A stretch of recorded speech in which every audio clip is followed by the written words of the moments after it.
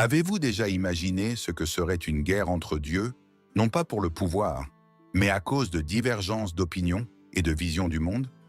C'est ce qui s'est passé dans la fascinante mythologie nordique, où deux familles divines, les Aesir et les Vanir, se sont affrontées dans une bataille épique qui a façonné le destin de l'univers.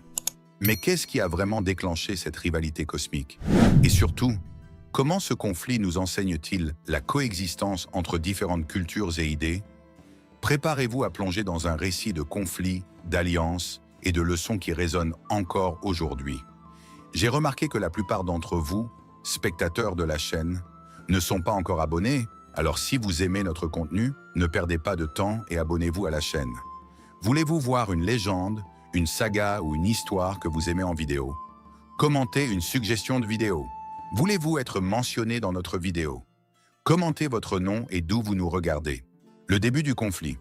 Tout a commencé lorsque les Aesir, dirigés par Odin, gouvernaient Asgard avec une autorité incontestée. Les Aesir étaient connus pour leur force et leur bravoure, se voyant comme les protecteurs suprêmes de l'univers. Imaginez une bande de guerriers intrépides, toujours prêts à défendre leur royaume contre les menaces extérieures. De l'autre côté, il y avait les Vanir, des dieux de la fertilité, de la nature et de la richesse, qui aspiraient également à exercer leur influence. Eux, ils étaient plus proches de la terre, liés à la prospérité et à la magie, des aspects que les Aesir voyaient d'un œil méfiant. Le point de rupture s'est produit lorsque Gulveig, une déesse Vanir, a décidé de rendre visite aux Aesir à Asgard. Avec ses récits sur l'or et la richesse, elle a suscité beaucoup de curiosité, mais aussi de suspicion. Les Aesir, se sentant menacés par son pouvoir mystérieux, ont décidé de l'éliminer. Ils l'ont brûlée 3 fois, mais à chaque fois, elle est revenue à la vie inchangée. Cet acte de violence a été la goutte d'eau qui a fait déborder le vase pour les Vanir, les poussant à déclarer la guerre aux Aesir. Cette confrontation n'était pas simplement une querelle entre deux clans. C'était un choc de culture, de valeurs et de vision du monde. D'un côté, les Aesir, avec leur approche directe et leur recherche de contrôle, et de l'autre, les Vanir, qui valorisaient la nature, la magie et l'harmonie. La guerre entre eux était inévitable, mais elle cachait une question plus profonde. Comment deux groupes si différents pouvaient-ils coexister et prospérer dans le même univers? Cette question, ils allaient devoir y répondre à travers le feu et le sang. La guerre entre les As et les Vanir. La guerre entre les Aesir et les Vanir a été un véritable tourbillon de conflits qui a duré des années. Imaginez des batailles épiques où les dieux eux-mêmes s'affrontent avec des armes légendaires et des pouvoirs magiques. Les deux camps étaient déterminés à prouver leur supériorité, mais à mesure que le temps passait, ils ont réalisé que cette lutte sans fin ne menait nulle part. Chaque côté a subi des pertes importantes, et même les dieux, avec toute leur puissance, ont commencé à ressentir le poids de la guerre. Les Aesir, qui avaient eu l'habitude de remporter leur combat par la force brute, se sont rendus compte que les Vanir, avec leur magie et leur compréhension de la nature, étaient des adversaires redoutables. De leur côté, les Vanir ont compris que les Aesir ne se laisseraient pas faire si facilement et que la guerre pouvait continuer indéfiniment sans résolution. C'est alors que l'idée d'une trêve a commencé à germer. Certains dieux des deux côtés ont commencé à se demander s'il n'était pas temps de mettre fin à cette guerre inutile. Il devenait clair que ni les Aesir ni les Vanir ne pouvaient vraiment triompher l'un de l'autre sans risquer leur propre destruction. La paix semblait être la seule solution pour éviter de nouvelles pertes et commencer à reconstruire. Finalement, après de longues discussions et de nombreux compromis, les deux familles de dieux ont décidé de s'asseoir à la table des négociations. Ils ont compris qu'ils devaient apprendre à vivre ensemble et à coopérer pour le bien de tous. Cette guerre, qui avait commencé par la méfiance et la rivalité, allait se terminer par une promesse de collaboration et de respect mutuel. En acceptant de mettre de côté leurs différences, les Aesir et les Vanir ont ouvert la voie à un nouvel avenir, où l'union ferait leur force. L'échange d'otages et la paix.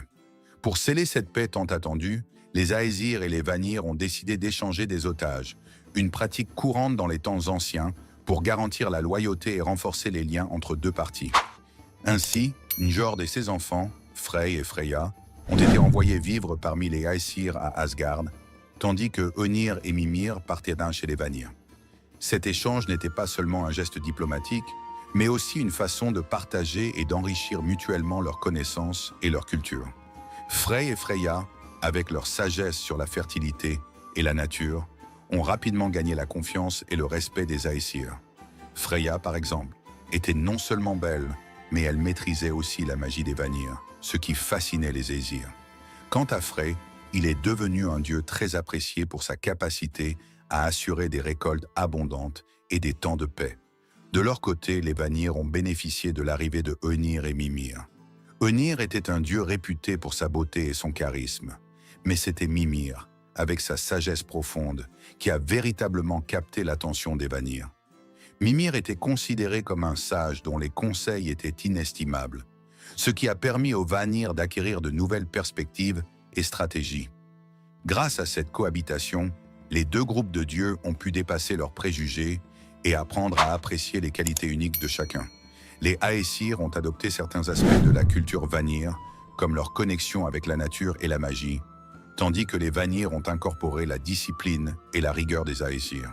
Cette fusion des cultures a non seulement mis fin à la guerre, mais elle a aussi permis aux dieux de créer un monde plus harmonieux et équilibré.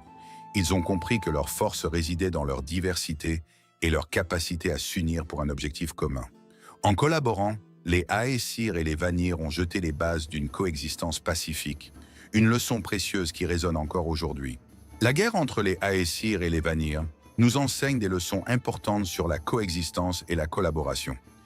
Imaginez que, au lieu de continuer à se battre, deux groupes si différents ont choisi de s'unir et de travailler ensemble. Cette décision a non seulement mis fin à un conflit destructeur, mais elle a aussi ouvert la voie à un nouvel âge de prospérité et de compréhension.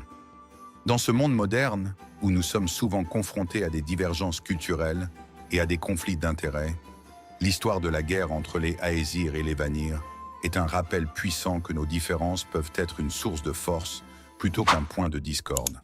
En choisissant de collaborer plutôt que de s'opposer, ces dieux ont montré que la paix est possible même entre des ennemis jurés.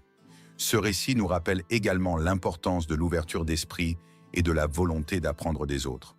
En échangeant leur savoir et leurs traditions, les Aesir et les Vanir ont enrichi leurs cultures respectives et ont pu surmonter les préjugés qui les séparaient. Ils ont prouvé que, même après une longue période de conflit, il est toujours possible de trouver un terrain d'entente et de construire quelque chose de nouveau et de meilleur.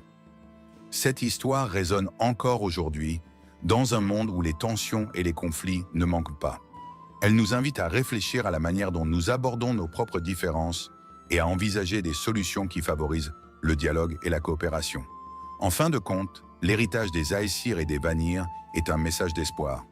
Peu importe les obstacles, il est toujours possible de transformer les conflits en opportunités de croissance et d'unité. Alors, que pouvons-nous apprendre de cette mythologie ancienne? Peut-être que le véritable pouvoir réside dans notre capacité à nous adapter, à embrasser la diversité et à travailler ensemble pour un avenir meilleur. En suivant l'exemple des Aesir et des Vanir, nous pouvons espérer un monde où la paix et la collaboration triomphent des divisions et des guerres. La guerre entre les Aesir et les Vanir nous enseigne des leçons importantes sur la coexistence et la collaboration. Imaginez que, au lieu de continuer à se battre, deux groupes si différents ont choisi de s'unir et de travailler ensemble. Cette décision a non seulement mis fin à un conflit destructeur, mais elle a aussi ouvert la voie à un nouvel âge de prospérité et de compréhension. Dans ce monde moderne, où nous sommes souvent confrontés à des divergences culturelles et à des conflits d'intérêts, l'histoire de la guerre entre les Aesir et les Vanir est un rappel puissant que nos différences peuvent être une source de force plutôt qu'un point de discorde. En choisissant de collaborer plutôt que de s'opposer, ces dieux ont montré que la paix est possible même entre des ennemis jurés.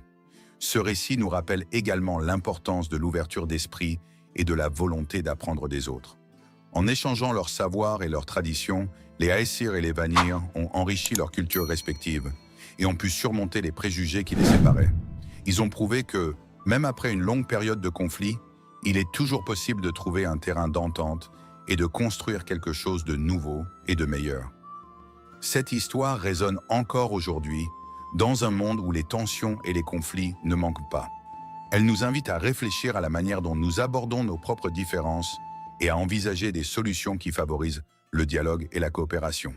En fin de compte, l'héritage des Aesir et des Vanir est un message d'espoir. Peu importe les obstacles, il est toujours possible de transformer les conflits en opportunités de croissance et d'unité. Alors, que pouvons-nous apprendre de cette mythologie ancienne?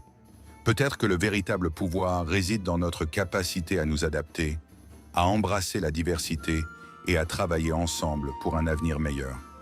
En suivant l'exemple des Aesir et des Vanir, nous pouvons espérer un monde où la paix et la collaboration triomphent des divisions et des guerres.